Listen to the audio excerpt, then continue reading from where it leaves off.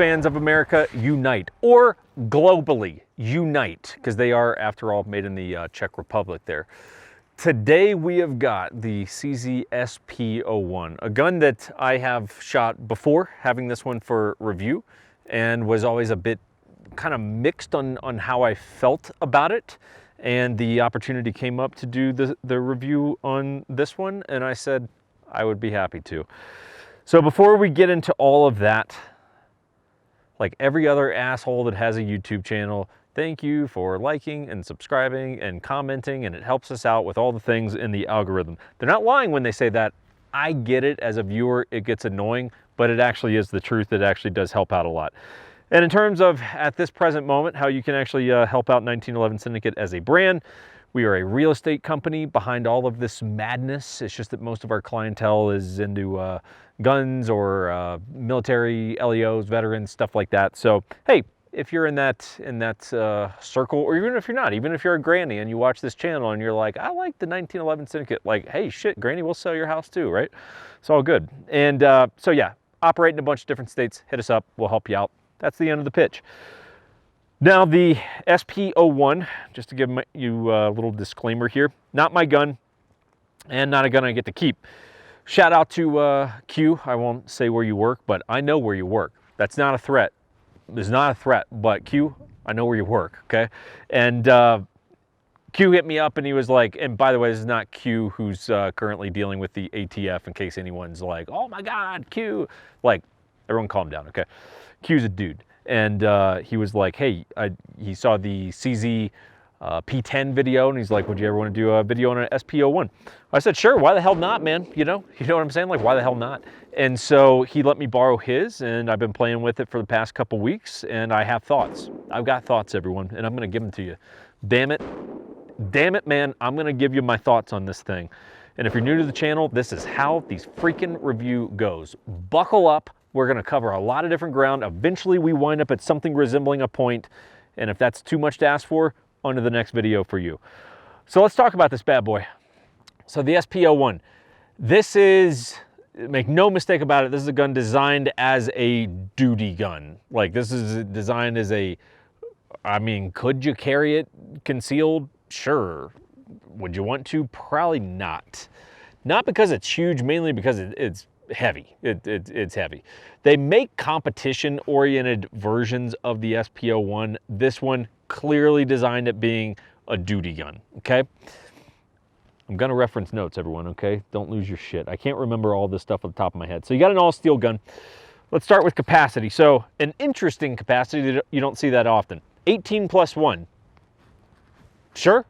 Like, sure. I mean, you know, the grip is definitely long.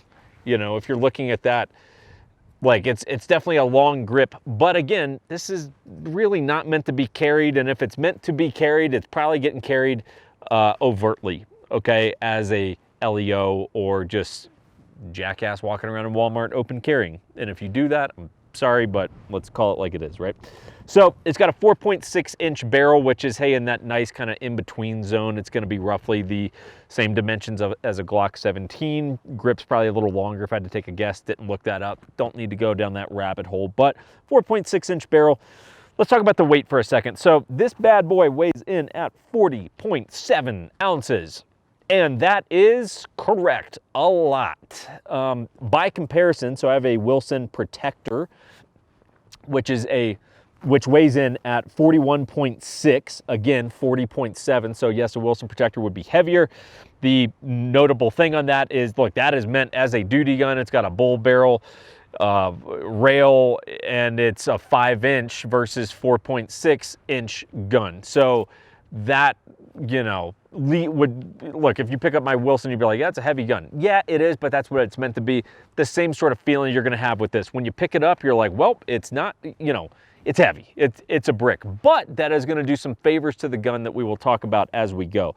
A Staccato P by comparison, because I really think if you're going to look at this, you have to go, well, what's it going to be compared to? For me, the comparison for the SP-01 is a 2011. Like, how does this thing stack up against the 2011, which for those of you not familiar, it would be like a 1911, but it's double stack, and it's going to be, because of the nature of what is actually considered the frame and the gun, it's going to be a little lighter weight. So something like a Staccato P, which would be comparable size-wise, is going to come in at 33 ounces.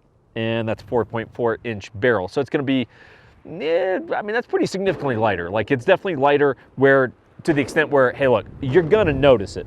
Now, this is, you know what, everyone? I'm tired of looking at my feet. I'm not going to be ashamed of this. I have notes. I prepare for these things, which was never the plan. I'm not going to be ashamed that I have notes. I'm going to hold them because, damn it, I'm proud. And so here's the deal. This is and I'm probably just going to kind of throw my opinion in there as I go instead of just hitting specs and saving all the juicy stuff for the end. Let's throw the juice in now. You know what I'm saying? So this is really I can only assume a double action to single action gun. What do I mean by that? Well, here's what I mean by that. You have it if your hammer is down, right? And you go to fire the gun, you get a very long trigger pull and eventually the gun goes off. I can only assume at that point subsequent shots are going to be on single action only mode. Why do I say I assume that? You're like, dumbass, have you not even tried this? No, I have not. And here's the reason. There's no way to decock this gun other than playing with fire, AKA with a loaded round and hoping to God the thing doesn't go off in your hands. Is it likely that it's going to go off? No, but what if your hand is lubed up or whatever you were doing with your Saturday, right? Like, I don't know what you do and it's not my business. If you were particularly lubey and you're like, I'm going to drop this because I want to send this in a double action mode, there's a chance you could set the bad boy off. So I assume it will go from double to single action. I've only fired it in single action because there's no decocker. The safety here is exactly that. It is a safety and not a decocker. So this is meant to be rocked like a 1911 so that, hey, you're coming out from the draw, you take your safety off and then you squeeze off that round, okay? And it's, you know, I don't know that I'd say it bothers me that you can't really experiment with the double action side of this, but it's just, I don't know, it's just weird when you have a gun that will fire single action, but you don't really have any safe means to get it to fire as a double action gun. So the grip angle, again, if we're sort of using a 2011 as a comparison point on this, the grip angle, so you get a very deep grip. I mean, you're gonna notice this is, son of a bitch, notes like just, you know, just cooperate. So you get a very deep grip. You've got a beaver tail there. It's non-functional. What I mean by that is there's not a grip safety like a 1911 or a 2011. This tree stump on a flat ass is not doing me any favors right now. But so you do get a very deep grip. I kind of like not having a grip safety because, hey, look, I've got the thumb safety. I don't know that I need two of them.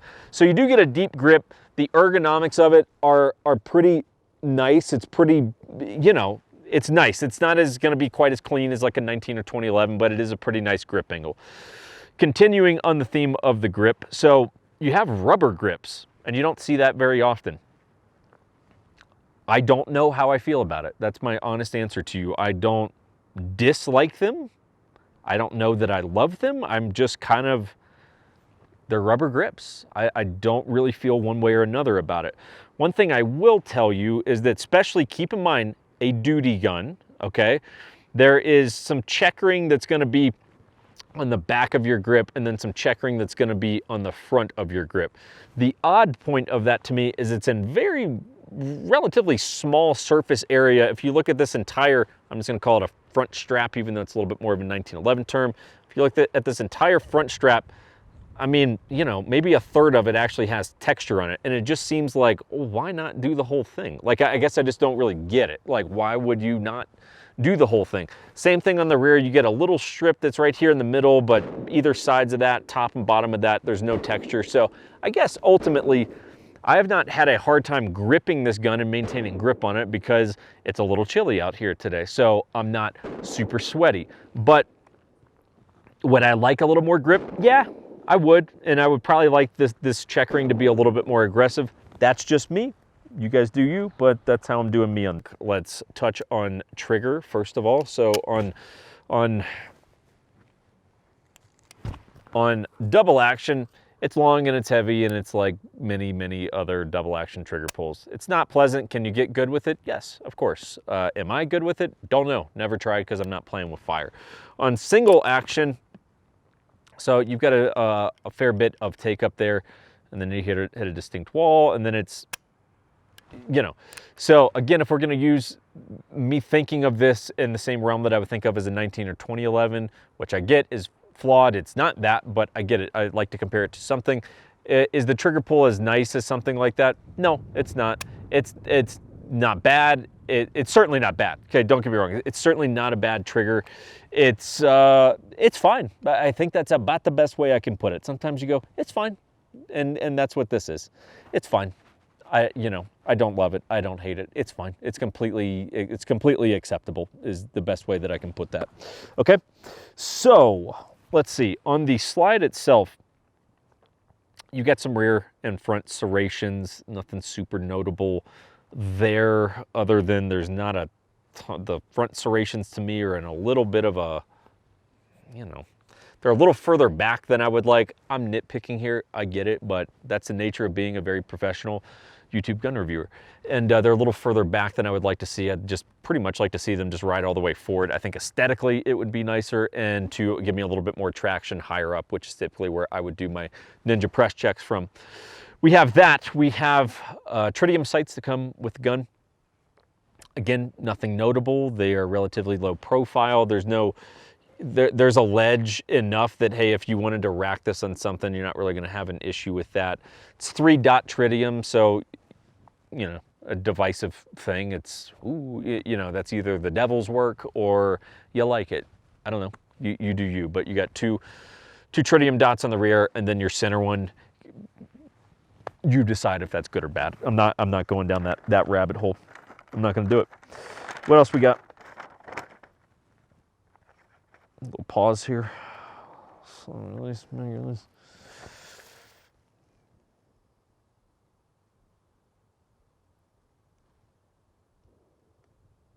Still shooting out there.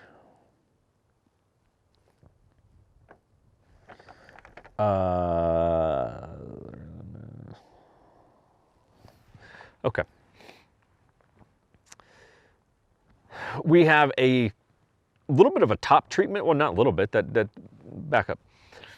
So we've got a top treatment going on that is essentially lines that would run down the top of the slide here. The point of that, one, aesthetically, it looks cool, but primarily companies would do that to help reduce glare. Just helps diffuse glare. Not that that has typically been a big issue for me, but who knows? I guess it is for someone. Otherwise, why would all the companies like to do that? Of notable point, I think, is the fact that the MSRP is $700 on this. And I gotta tell you, at $700, and we'll start, kind of getting into what I really think of this thing here. At $700, I mean, I really feel like this gun is a good bang for your buck. I mean, $700 is just not much. I mean, you can go get a MOS Glock 19 that cost you that much. And you go, it's an all-steel gun, that fires much in the same way a 1911 would, and rail and good sights. I gotta tell you, at $700, I feel like it's a very fair asking price. I would have assumed, being given this gun or loaned this gun, if that if they'd said, hey, how much do you think this gun is? $900 to $1,000. I would have thought, I don't think $1,000 would be unrealistic. And at $700, man, I think you got one on that. In terms of how it is to shoot, so one of the hallmarks of this is you're going to notice a very, very low bore access. So it's almost hard to, I was going to say it's got to be the lowest, but I was thinking, no, that's other guns, but no, those are polymer guns. It may be, besides like that Lago Alien gun that I don't know if it, has anyone ever even seen one of those things in person? Beyond that, is that the lowest bore access, all steel, single action gun on the market? My hunch is it is. If it's not, it's damn close. But the net effect of that, in terms of how this thing shoots, is very nice. My experience of shooting this gun before versus shooting it now has kind of turned. I remember shooting it before and thinking, hey, it's okay. It's okay. I thought it was a little overhyped, and I don't know, for whatever reason, maybe just over time, I enjoy this gun more now in this time that I've had with it. It's quite soft shooting. You have very low bore access, which is obviously going to lend itself to that. Low bore access on top of a heavy gun is kind of a recipe for, you know, success. At least it should be, and in this case, I think it is. One thing that I'm still trying to sort out where my emotions lie on it, but you know, most guns you grip and you this almost like a ledge here, you know, stuff that you push down onto and the gun kind of fills up your support hand here. This is very much the opposite of that. For lack of a better way to put it, I mean, I have to assume they did this with this thinking in mind, but they've removed a bunch of surface area all right here where, I mean, to me, it feels like, so your hand is supposed to like really like almost like mate up inside. It's like you're going into the gun, like I'm going into you. Like, I don't know how else to put that. Like, I'm becoming one with the gun, and instead of having something to push down onto for leverage, it's like I'm going inside of you. You tracking? I don't know. It's been like an 8-hour day out here. Maybe this doesn't make sense, or maybe it does. I don't know. But it's interesting because you shoot it, and it's a totally different recoil impulse than... It's different than a 1911 or 2011. It's definitely different than polymer guns. It's kind of its own thing. Like, and that's really how I look at this gun. Is it better than a 2011? No, and I would still rather have a 2011. That's what's been on my hip all day in case we experience any mountain lions out here. That mountain lion you occasionally see roaming around videos, not that one. But I mean, hey, look, I would still prefer to have a 19 or a 2011, but to me, despite being a relevant comparison, and it's almost an unfair one because it's like, this is kind of its own thing. Like, it's got its own thing going on, and the recoil impulse is its own thing, and the way your grip kind of works on this is unique, and you can't shoot it double action without maybe setting the damn thing off. It's just, it's a unique gun. And I think kind of the gravy on top of all of that is that it's $700. You know, and it comes with 2 mags, and they're 18 rounds, and it comes with tritium sights. You decide if that's good or bad, but I don't know. I mean, my hunch is I think you got a good buy here. I would definitely say, yes, I would buy one of these. Will I buy one anytime soon? Probably not, but like, would I? Is it good enough that I would put my own money behind it? Yeah, it is. So take that for what it is, which may not be much, but it's a bit of a unique little animal here. It's cool. I like it. I like the price. And shit, I'm out of things to say. So I guess we will wrap this damn thing up with, hope you guys have a, whatever month this comes out in, November, have a nice Thanksgiving and turkey and stuffing and gravy and all that good stuff. And yeah, we will see you on the next video. Oh, that stool took some meat out of my ass.